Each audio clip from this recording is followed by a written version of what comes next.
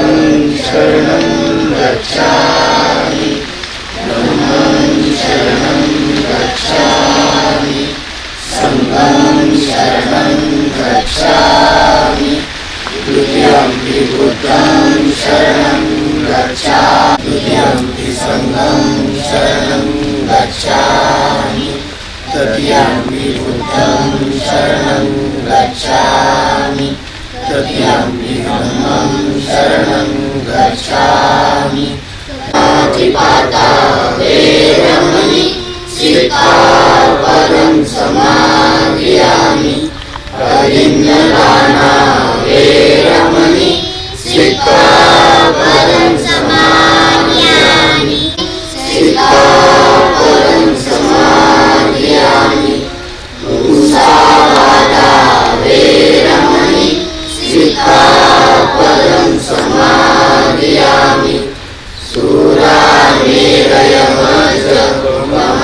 वामदेवताना वेरमणि सिक्खापदं समादियामि चरितं ब्रह्मचारी सुसेविः अस्मिते परमते गतागतादम्भरो यावतावो अस्मि यो जगति सुखानं ब्रह्मकालेन नमस्ते सदैवं मदोऽतिवदमनं नाति मे शरणं वयं नमो मे शरणं वरं एतेन सत्यवचेन भूत मे जय मङ्गलं नाति मे शरणं वयं संगो मे शरणं वरं एतेन सत्यवचेन भूत मे जय मङ्गलं संगं नमामि रक्षकाव त्या लोकांनी अचानक नव्हे याकरता आम्ही आमचे जीवन समर्पित करत आहोत जय भीम.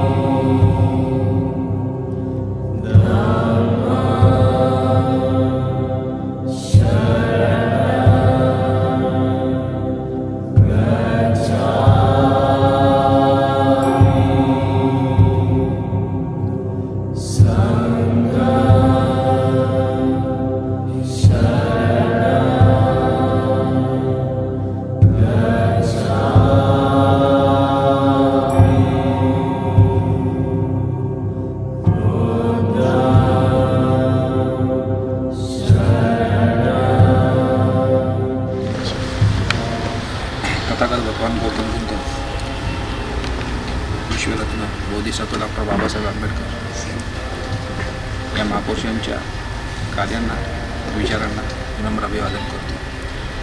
आज मुख्य कार्यालय BISचे औरंगाबाद या ठिकाणी या BISचे फाउंडर कालकथित नरवडे सर आणि मनीषा साळवे मॅडम, कालकथित साळवे मॅडम या BISला आणि आपल्या सर्वांना BIS परिवाराला सोडून ते गेलेले आहेत आणि त्यांच्या अस्थिकलशाची स्थापना BISच्या आवारामध्ये चैत्यामध्ये आपण करण्याचं हे प्रयोजन आज केलेलं आहे. त्यानिमित्ताने उपस्थित सर्व माझे सहकारी सर्वांना स्नेहजय. दोघांचं योगदान BISमध्ये खूप मोठं राहिलेलं आहे. फाउंडेशनपासून एखादी संस्था उभी करायची आणि त्याला फाउंडेशनपासून उभं करत आतापर्यंत योगदान देणं हे खूप मोठं काम आहे आणि मला वाटतं त्यांनी हे दिलेलं योगदान आमच्यासाठी प्रेरणादायी असेल भविष्यामध्ये सुद्धा. मी माझ्या कुटुंबाच्या वतीनं कळंबोली पनवेल शाखाध्यक्ष यांच्या वतीनं तसेच मी ज्या ज्या सामाजिक संघटनामध्ये काम करतो त्या सर्व संघटनांच्या वतीनं या ठिकाणी भावपूर्ण आदरांजली वाहतो. नमो बुद्धाय, जय भीम. कालकथित मनीषा मॅडम यांचं BISच्या निर्मितीमध्ये आणि जडणघडणीमध्ये फार मोठं योगदान आहे आणि त्यांच्या अकाली जाण्याने BISवर ही एक प्रकारची आपत्तीच आलेली आहे. त्या अनुषंगाने आपण या माध्यमातून त्यांचं अस्थिधातूंचं जतन करून ठेवतो आहे की आपल्याला आणि आपल्या पुढे येणाऱ्या पिढ्यांना प्रेरणा मिळेल आणि 22 प्रतिज्ञा रक्षक म्हणून मोठी चळवळ या ठिकाणी महाराष्ट्रात उभी राहील आणि त्याचं नेतृत्व BISच करेल. तर त्या अनुषंगाने आज या ठिकाणी हा जो छोटेखानी समारंभ होत आहे त्याचं मी अनुमोदन करतो. दोन्ही या विभूतींना मी माझी आदरांजली अर्पण करतो आणि थांबतो. आज या ठिकाणी आपण सिद्धार्थ गौतम बुद्ध यांना विनम्र अभिवादन करतो. विश्वरत्न डॉक्टर बाबासाहेब आंबेडकर यांना पण विनम्र अभिवादन करतो. ज्या ज्या महापुरुषांनी आपल्याला विज्ञानवादी समतावादी रस्ता दाखवला अशा सर्व महापुरुषांना विनम्र अभिवादन करतो. अतिशय दुःखाचा प्रसंग म्हणजे या ठिकाणी आपले BISच्या स्थापनेपासून कालकथित गौतम नरवडे सर व आता नुकत्याच कालकथित झालेल्या आपल्या सर्वांच्या BISच्या एक आयरन लेडी प्रमाणे त्यांचा स्वभाव कणखर आणि मनमिळावू पण स्वभाव होता अशा आमच्या मनीषा अरविंद साळवे मॅडम या दोघांना पूर्ण अभिवादन. BISमध्ये काम करत असताना प्रत्येकाचं स्वप्न असते की आपण माझ्याही घरी तसाच प्रसंग उद्भवला होता. माझ्या वडिलांचं 53व्या वर्षी आकस्मिक निधन झालं होतं. त्यावेळेस BIS परिवार हा आपण किती एका जीवानं आणि एका ठिकाणी राहून मानसिकदृष्ट्या आपल्याला त्यातून सावरण्यासाठी जे मनोबळ लागते ते मनोबळ BIS परिवाराने आपल्याला वेळोवेळी दिलेलं होतं. त्या माध्यमातून आपण सर्वजण अशाच प्रकारे एकमेकाच्या भावनिक दृष्टिकोनातून एकमेकांसोबत जर कायमस्वरूपी जोडून राहिलो तर निश्चितच त्या काळ जे सरांनी आता विचार केला होता अशा आपल्या सर्वांच्या अस्थी आणि सर्व BISला एकत्रित करून ठेवण्यासाठी हा काळाची गरज आहे.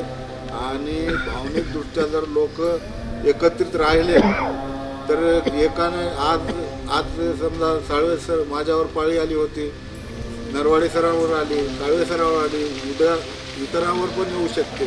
परंतु याच्यातून खचून न जाता बुद्धानं सांगितलं की हा निसर्गाचा नियम आहे, जो जन्म घेईल तो मृत्यू पावेलच.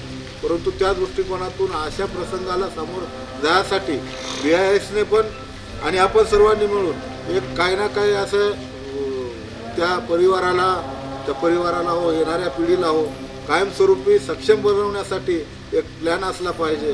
त्या दृष्टिकोनातून या दोन्ही कालकथित व्यक्तींना मी विनम्र अभिवादन करतो. माझ्या परिवाराच्या वतीने आणि कळमनुरी शाखेच्या वतीने अभिवादन करतो. थांबतो. सदस्य असतानाच निधन झाले. आपण बनवून ठेवलेलं आहे अस्थिकलश का ते पण नाही केलं. परिवाराचा विचार करून आपण ठरवलं तर आपण तो करतो. कालकथित मनीषा आणि नरवडे सर या दोघांनी सिंदखेड राजा शाखेच्या वतीने भावपूर्ण आदरांजली. कालकथित मनीषा मॅडम आणि नरवडे सर भावपूर्ण श्रद्धांजली. सभेला उपस्थित असलेले सर्व सदस्यांच्या मार्फत जे 2 22 प्रतिज्ञारक्षक आज आपल्यातून निखळलेले आहेत, त्याचबरोबर कालकथित कैलाश मनवर सर यांच्याही अस्थिबद्दल मी बोललेलं आहे. यानुसार आपले 3 22 प्रतिज्ञारक्षकांच्या 4 22 प्रतिज्ञारक्षकांच्या इथं आपल्याला अस्थि जतन करण्यासाठी आपण इथं जमलेलो आहोत आणि त्या दृष्टिकोनातून आपण पायंडा पाडलेला आहे. हे सर्व करण्याच्या मागचं जे रिझन आहे ते रिझन आज आपल्याला समजून घेणं आहे पहिल्या मुहूर्त मेढीच्या वेळेस. आणि ते या पद्धतीनं आपल्याला समजून घेता येईल की ज्या वेळेस आपण एखाद्या सिग्नलवर उभारलेलो असतो. आता तो सिग्नल म्हणजे आपल्याला समजून घेणं आहे की ती कॉन्स्टिट्यूशन आहे आणि त्या कॉन्स्टिट्यूशनमध्ये आज रोजी न्याय, स्वातंत्र्य, समता, बंधुत्व हे तिथं सिग्नल्स आहे आणि त्या ठिकाणी न्याय, स्वातंत्र्य, समता, बंधुत्व सर्वांनी पाळा यासाठीचे ते मार्गदर्शक असल्यानंतर बाबासाहेबांनी सुद्धा बुद्धांडीज धम्मामध्ये लिहून ठेवलेलं आहे की आपल्या बुद्ध धम्मामध्ये भंतेचं स्थान हे समुद्रामध्ये खडक याच्यावरती नाव आटून त्या नावेचा अंत होऊ नये याकरिता भंतेंचा जो स्थान आहे बुद्ध धम्मामध्ये ते त्या मार्गदर्शक दीपस्तंभाप्रमाणे, ज्याद्वारे कळतं की इथं तुम्ही ह्या चुका करू नका, त्या पंचशिलांना तुम्ही पाळा, नाहीतर तुमचा धोका आहे, तुम्हाला अडचण आहे आयुष्यामध्ये, हे सांगणारं आणि तसं वागून दाखवणारे हे बनते आपल्यासाठी ज्याप्रमाणे बुद्धिझममध्ये आपल्याला मार्गदर्शक म्हणून असतात त्याप्रमाणेच आपल्याला ह्या सिग्नलच्या दृष्टिकोनातून बघायचं आहे. ज्या वेळेस आपण एखाद्या सिग्नलवर उभा असतो, लाल, पिवळा, ग्रीन या सिग्नलला थांबून त्या ठिकाणी थांबल्यानंतर आपल्याला 3 प्रकारचे लोक दिसतात. त्या सिग्नलला न जुमानता पुढे जाणारे लोक भेटतात, त्याचबरोबर त्या सिग्नलचं पालन करणारे लोक दिसतात आणि त्याचबरोबर एक तिसरा सुद्धा वर्ग दिसतो जे दुसरे करतात ते बघून करणारा. मग या ठिकाणी काय केलं जातं, त्या सिग्नलवरती जर जास्त बुद्धिस्टची संख्या असली तर ते सगळेजण थांबतात, ते बघून सगळेजण लाईनच्या मागं बरोबर त्या सिग्नलचं पालन करत थांबतात. पण त्याच ठिकाणी जास्त जर ब्राह्मणांची संख्या असली ते जास्तीत जास्त सिग्नल ओलांडून मोडून पुढे चालले जातात आणि त्याच्या मागं जो हा सगळा राहिलेला जो माणूस असतो तो सुद्धा चालला.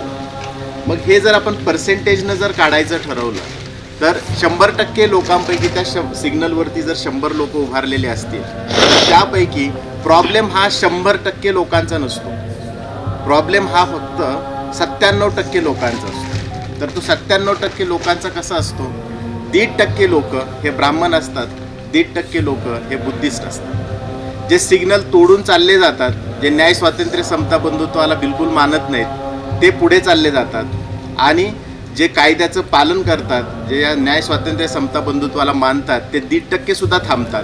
परंतु त्या 1.5% जो सगळ्यात अगोदर त्या सिग्नलचं जी गोष्ट करतो त्याच्या मागे हे राहिलेले 97% पडतात. त्याच ठिकाणी जर का 1.5% जास्तीत जास्त बुद्धिस्टांनी थांबायचं ठरवलं तर 97% ही तशाच पद्धतीनं वागतात. त्याच ठिकाणी जर का 1.5%नं सिग्नल तोडायचं ठरवलं त्या बुद्धिस्टांना कुणी न जोंबनता हे 97% चालले जातात. मग या 97% मध्ये कोण आहेत, हे OBC आहेत, हे ओपन आहेत, जे राईट विंगचे लोक आहेत, ज्यांना सगळं काही मिळालेलं आहे, ज्यांच्याकडं स्थावर मालमत्ता आहे, ज्यांच्याकडं जमिनी आहेत, ज्यांच्याकडं पारंपरिक चालत आलेली इस्टेट आहे, हे लोक हे 97% लोकांमध्ये असतात. ह्या लोकांना फक्त काय करायचं असतं, चंगळवादी जीवन जगायचं असतं. त्या लोकांना फक्त आपल्यावर काय संकट येऊ नये या दृष्टिकोनातून ते काय करत असतात, हवेचा रुख बघत असतात. आणि त्यांना विचारलं तुम्ही कोणत्या विचारसरणीचे म्हटलं की ते म्हणतात जसं तुम्ही म्हणाल तसं. म्हणजे या 97% लोकांचा प्रॉब्लेम इतका मोठा असतो की जर का आपण स्त्रियांचं उदाहरण घेतलं, स्त्रियांचं कसं राहतं, एखादी चुकून जरी गोष्ट बोलली स्त्री तरी सुद्धा ती त्यालाच लागून पडते. ती म्हणत नाही मी चुकले बिकले, किती चुकलेलं असलं तरी सुद्धा आपल्यालाच म्हणावं लागतं नाही आम्हीच चुकलो. पण स्त्री कधी चुकते का? स्त्री कधीच चुकत नाही. स्त्री ही कधीही बरोबर असते है की नाही? तिनं चुकीचं बोललं तरी स्त्री कधी म्हणणार नाही की मी चुकले, ती कधी उठून म्हणू शकत नाही. ह्या स्त्रियांपेक्षाही वाईट हे 97% लोकांची गोष्ट असते. ती काय करते, जे बोललं त्याच्यावर तरी ठाम राहते. पण हे 97% लोक काय बोललं, त्यांचं काय ठाम मत आहे हेच त्यांना माहीत नसतं. ते कधीही कोण ताकदवर आहे, कोण बलशाली आहे, कोण पुढे बसलेला जो कोणत्या दिशेनं जाणार आहे, फक्त त्याची वाट बघत बसलेले असतात की जिकडं जायचंय त्याचा आपल्याला फक्त अंदाज आला पाहिजे आणि कातडी बचाव धोरण झालं पाहिजे. हा सगळ्यात मोठा प्रॉब्लेम हा 22 प्रतिज्ञा रक्षकांचा झालेला आहे. त्यानुसार ह्या 97% लोक काय करतात, त्यांचे काहीच ठाम मतं नसल्यामुळं आज रोजी आपण बघितलं, ज्या वेळेस न्याय स्वातंत्र्य समता बंधुत्वाचं भारतामध्ये वारं व्हायला लागलं आणि आपण 2014च्या आधीचा कालखंड पाहतो, त्यावेळेस सगळ्यांना त्या गोष्टीनं सगळ्यांनी त्या दिशेनं जायचं ठरवलं. आपल्याला वाटायला लागलं की आता सगळेजण बुद्धिझमच्या वाटेनं लागायला लागले. परंतु बलशाली पुन्हा तिथं वाईट लोक येऊन बसले आणि त्यांनी तशी गोष्ट सुरुवात केली की आता ह्या सगळ्या 97% लोकांना पुन्हा सिग्नल तोडणाऱ्या लोकांच्या दिशेनं ते बरोबर म्हणून जाण्याची वेळ यायला सुरुवात झाली. ह्या पद्धतीनं हे सारखं समाजामध्ये घडत राहतं. मग इथं आपल्याला सगळ्यांना समजून काय घेणं आहे की आपण हे बरोबर, आपलं हे मार्गदर्शक सिग्नल हे बरोबर, हे दिसणारे सिग्नल्स कमी झाले की हे 97% लोक दुसरीकडं चालले.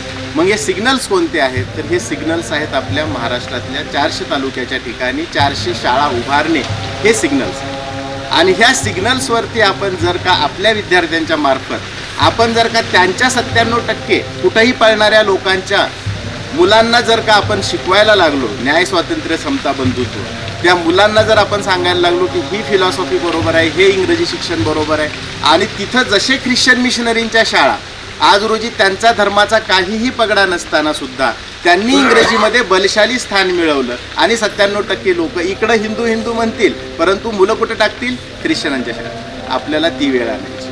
आपल्याला काय करायचं आहे, आपण अतिशय इंग्रजीमध्ये, त्याचबरोबर आपल्या 22 प्रतिज्ञा, त्याचबरोबर आपल्या पंचशिलाला पाळणारे अशा पद्धतीचे जे शिक्षण पद्धती आहे ती आज ना उद्या ह्या 97% लोकांना आपल्याला त्यांच्यामध्ये रुजवण्यासाठी यशस्वी बनायचं. आणि ते बनवण्यासाठी आपण हे 2007 पासून जे रोपटं लावलेलं आहे त्या रोपट्याच्या माध्यमातून जी बुद्धिस्ट संस्कृती आजपर्यंत जी जिवंत आहे ती कशामुळं जिवंत, ह्याचा जो आपल्याला आलेख घ्यायचा आहे ते समजून घ्या. आपण ज्यावेळेस 2007 ही स्थापना करत होतो त्यावेळेसच अशा पद्धतीची परिस्थिती येईल हे 2007च्या प्रॉस्पेक्टसमध्ये लिहिलेलं होतं. तुम्ही जर काढून बघितलं तर लक्षात येईल. आम्ही त्यावेळेसपासून जागे होतो, आपण सगळे 22 प्रतिज्ञा रक्षक तेव्हापासून जागे होतो आणि आपल्याला ही चाहूल लागलेली होती की आज रोजी ह्या सिग्नल्स तोडणाऱ्यांनी विदेशातून काळा पैसा आणून, त्याचबरोबर भ्रष्टाचार खूप, त्याचबरोबर अण्णा हजारेचं आंदोलन, त्याचबरोबर अण्णा हजारेला महात्मा गांधी बनवणं, या सगळ्या प्रयोगांना त्यांनी सुरुवात केलेली. आणि त्या सगळ्या प्रयोगांना बघून 97% भ्रमिष्ठ लोकांना ते सगळं बरोबर आहे असं दिसत होतं. आज 97% भ्रमिष्ठ लोक अण्णा हजारे कुठं जाऊन बसलेलं आहे हे कुणालाही दिसत नाही, त्याच्या मिशनचं काय झालं हेही दिसत नाही. या पद्धतीनं वातावरण बनवत असतानाच काळाची चाहूल लागून आपण या पद्धतीची शाळा बनवणं हे खूप गरजेचं आहे. नाहीतर जेवढं बनवलेलं आहे ते सगळंच्या सगळं मातीमध्ये मिसळून जाईल. ज्याप्रमाणे 2500 वर्ष सर्व गुफा आपल्या बुद्धिस्ट लेण्यासुद्धा मातीमध्ये दबून होत्या, त्या पद्धतीची वेळ येईल हे समजून घेऊन आपण 2007 पासून या BISची स्थापना केली आणि आपण सुरुवात केली. आणि त्याच वेळेस आपण काय केलं, बुद्धिस्ट संस्कृतीचा सर्व अभ्यास करून आपल्या शाळेमध्ये सुद्धा तशाच पद्धतीचा पॅटर्न असावा या दृष्टिकोनातून आपण सुरुवात केली. आपले क्लासेस असावेत, त्याचबरोबर मुलांना राहण्याची व्यवस्था असावी, सगळ्या गेस्टना राहण्याची व्यवस्था असावी, मध्यभागी विहार असावं आणि चैत्य असावं. या दृष्टिकोनातून आपण हे आपल्या आर्थिक संपत्तीनुसार जे जे जमेल त्या प्रमाणामध्ये आपण बीज म्हणून सुरुवात केलेली आहे. परंतु त्याचं भव्य स्वरूपामध्ये कशा पद्धतीने राहील हे मी सुरुवातीला प्रास्ताविकामध्येच तुम्हा सगळ्यांना सांगितलं. तर अशा पद्धतीचं हे बनवण्यासाठी आपल्या सगळ्या पिढ्यांनी सुद्धा त्यांना आनंदात राहण्यासाठी काय गरजेचं आहे तर त्यांनी ह्या संस्कृतीला 2500 वर्षाच्या संस्कृतीला ह्या धम्मचक्र प्रवर्तनानंतर जी काही संस्कृती निर्माण झालेली आहे त्याच्याशी जोडून त्या दोन्हीला एकरूप घट्ट करून पुढे नवीन संस्कृती आपली बनवणं हे फार गरजेचं आहे. ते कधी होणार आहे? ज्यावेळेस बुद्धांच्या अस्थी ह्या पृथ्वी तलावरती आज रोजी सुद्धा टिकून आहेत, त्याच्यामार्फतच बुद्ध हे कधीही देव बनू शकले नाहीत. कारण त्या अस्थी त्यांना वारंवार सांगतात की अरे हा माणूस होता आणि त्यानं त्याच्या आदर्श जीवन प्रणालीनं सगळ्यांचं दुःख नाहीसं केलं जाऊ शकतं हे सांगितलेलं आहे. आणि त्याच्यासाठी देव बनण्याची गरज नाही, उलट देव हेच सगळ्या दुःखाचं आणि अडचणीचं कारण आहे. देवामुळेच सगळ्या समस्या निर्माण झालेल्या आहेत.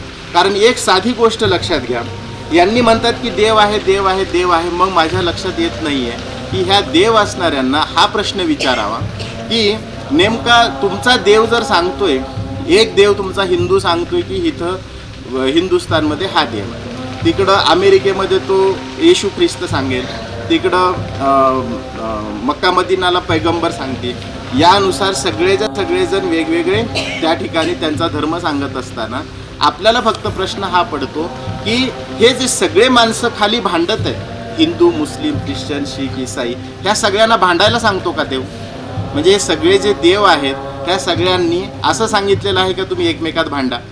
मग यानुसार असा अर्थ झाला की ह्यांनी सगळ्यांनी वेगवेगळे देव एकमेकांना भांडण्यासाठी बनवलेले आहेत. आणि हे सगळे वेगवेगळे देव एवढ्यापुरतेच नाही शिल्लक राहिलेले, नुसते 4-5च प्रमुख नाही तर ते गल्लीबोळामध्ये सुद्धा वेगवेगळे देव झाले. आणि प्रत्येक देवानं आपलं जसे एक गुंड लोक असतात त्या प्रकारानं आपली एक गल्ली वाटून घेतलेली आणि त्या गल्लीमध्ये आपलं साम्राज्य चालवतात. म्हणजे प्रत्येक प्रकारचा देव गल्ली एवढा तयार झाला. मग पृथ्वी आणि त्याच्यानंतर पुन्हा युनिवर्स, त्याच्यानंतर गॅलेक्सी, त्याच्यानंतर त्याचा कोणी विचार करायचा हा तर पुढचाच प्रश्न राहत नाही. म्हणजे हे लॉजिकली जे फिट बसत नाही त्या गोष्टी ह्या लोकांना मान्य करायला लावतात. का तर त्यांच्या मार्फत त्यांचं जे काही सगळं परंपरेनं त्यांची उपजीविका चालवण्याचं जे काम असतं ते चालत राहतं. ह्या गोष्टीला आपल्या विद्यार्थ्यांना आपल्याला फोकस करून ओपन करून सारखं त्यांना आपल्या बुद्धिस्ट तत्त्वज्ञानानुसार चालत राहण्यासाठी या कोणत्याही महान पुरुषांना, जसं आता शिवाजी महाराजांना त्यांनी देव बनवायला सुरुवात केली, कधीही देव न बनवण्यासाठी आपल्याला काय गरजेचं आहे की त्यांच्या अस्थी आपण ह्या जतन करून घ्याव्या. मग इथं अस्थी आहेत हे म्हटल्या आपल्या पुढच्या पिढ्यांना कळतं की हा कुणी इतर चमत्कार करणारा माणूस नव्हता, हा आपल्यासारखा सर्वसाधारण माणूस होता आणि आदर्श जीवन प्रणालीनं तो चांगलं जीवन आपल्याला जगता येऊ शकतं. हेच खरं आहे, कुठेही इथे चमत्कार वगैरे होत नाही. या पद्धतीनं करण्यासाठी आपण या पद्धतीनं आज रोजी 22 प्रतिज्ञा रक्षकांच्या अस्थी हेड ऑफिसला जतन करण्यासाठीचा हा आपण पायंडा पाडतो. यानुसार माझं सगळ्या आपल्या 22 प्रतिज्ञा रक्षकाच्या शाखाध्यक्षांना, त्यांच्या मुलांना सगळ्यांना आव्हान असेल की ही जी आज एक पहिली परंपरेची मुहूर्तमेढ आपण इथं सुरुवात केलेली आहे त्याला तुम्ही शिरावर घ्या, त्याला खूप मोठं बनवा आणि कंटिन्युअस त्याच्यासाठी लढा. हा जो लढा आम्ही लढलेला आहे तो तुम्हाला आता पुढच्या पिढीला पुढे नेणं आहे. आणि त्याच्यासाठी जाज्वल्य हे जे खरं तत्त्वज्ञान आहे ते तत्त्वज्ञान तुम्ही सगळ्यांनी वाचून घेणं, समजून घेणं. आणि हे कशासाठी करणं आहे तर याच्यासाठी करणं आहे की 2च फिलॉसॉफी तुम्हाला पुढे सांगावं लागतील. आपल्या लोकांना सांगावं लागेल की तुमचे लेकरं पैदा करणं बंद करा, कारण त्या लेकरांना शाळेमध्ये समाजामध्ये जिथं तिथं मार खावा लागत आहे, तिथं तिथं त्याला अपमान सहन करावा लागत आहे. तुम्ही आईबापासून त्याला अशा जन्मात अशा पृथ्वी तलावरती कशाला पाठवत आहेत जिथं त्याची एवढी निंदा नालस्ती होत. एक तर ते बंद करा, नाहीतर दुसरं 22 प्रतिज्ञा रक्षक व्हा. आपली स्वतःची सर्व वसाहत निर्माण करा, आपले विहार, आपलं सर्व काही वेगळं बनवा, ज्याच्यामध्ये न्याय स्वातंत्र्य समता बंधुत्व हे सगळं तिथं राहील, ज्यामुळं तो जन्माला आल्यानंतर आनंदात त्याचं जीवनक्रमण करू शकेल. नाहीतर एकतर तुम्ही जन्माला तरी घाला. या पद्धतीनं आपल्या तरुण पिढीनं इतकं प्रकर्षानं ह्या गोष्टीला घेणं आहे आणि विचार करणं आहे जन्माला घालण्यापूर्वी त्या लेकराला की मी त्याला काय देणार आहे बाहेर आल्या, आणि त्याच्यानंतर त्याला समजवणं की त्या समाजामध्ये वावरताना त्याला किती मोठ्या प्रमाणात त्रास, आणि अशा पद्धतीचा त्रास देण्यासाठी एक दिवस तो उठून विचारणारच आहे. त्याला किती त्रास सहन करणं, इंजिनिअरिंग कॉलेजपासून मेडिकल कॉलेजपासून जिथं तिथं रॅगिंग, जिथं तिथं असमानता. तो म्हणणार आहे कशाला जन्माला घातलं, किती परेशानी आहे त्याच्या जीवनात. हे सगळं संपवण्यासाठी तुम्हाला त्याच्या शाळा बनवावं लागतील, स्वतःचे मेडिकल कॉलेज, स्वतःचे इंजिनिअरिंग कॉलेज, स्वतःची सगळी गोष्ट.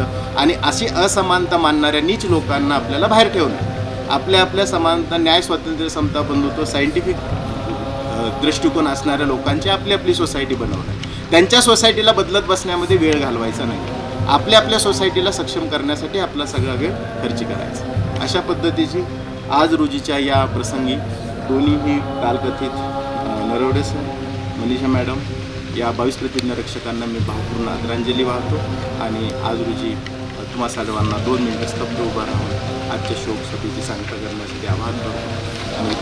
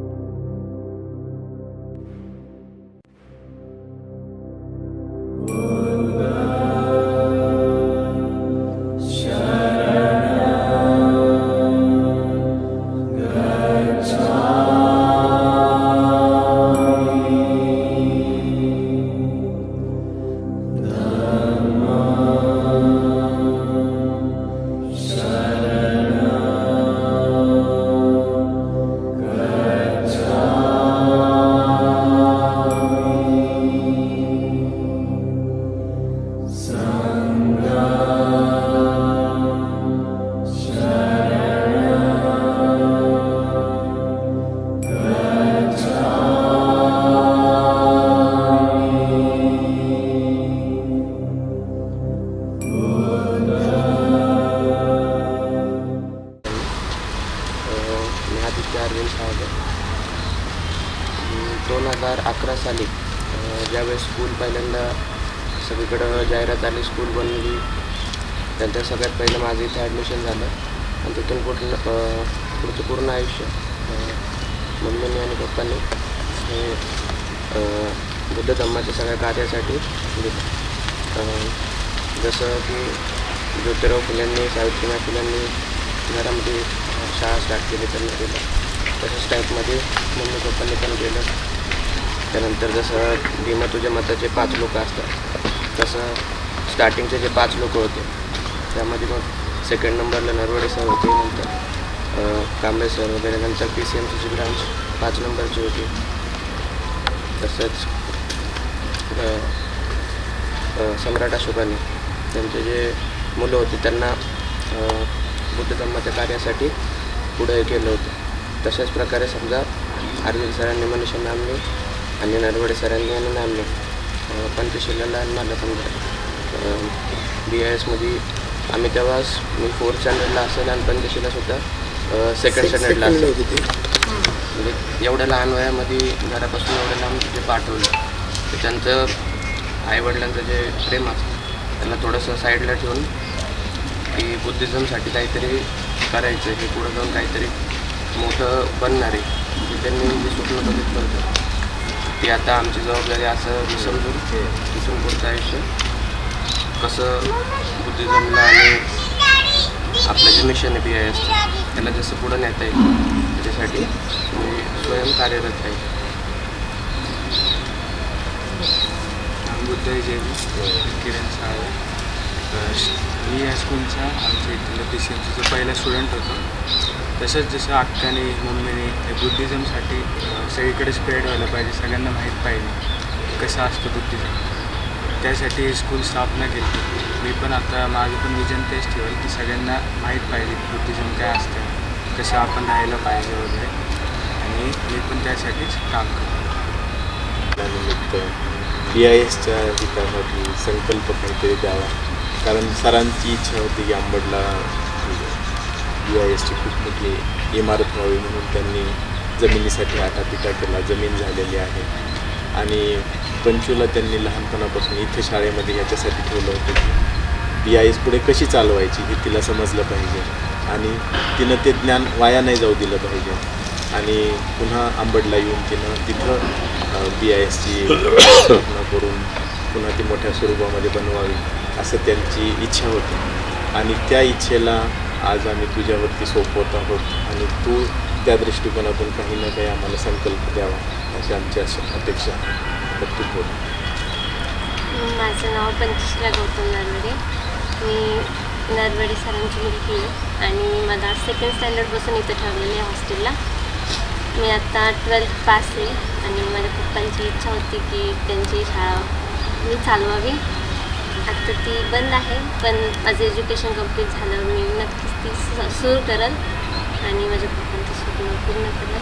जे त्यांचं होतं की सगळ्यांनी बुद्धिझम समजावा आणि पुढे चालवावा, तो मी नक्कीच पूर्ण करेल.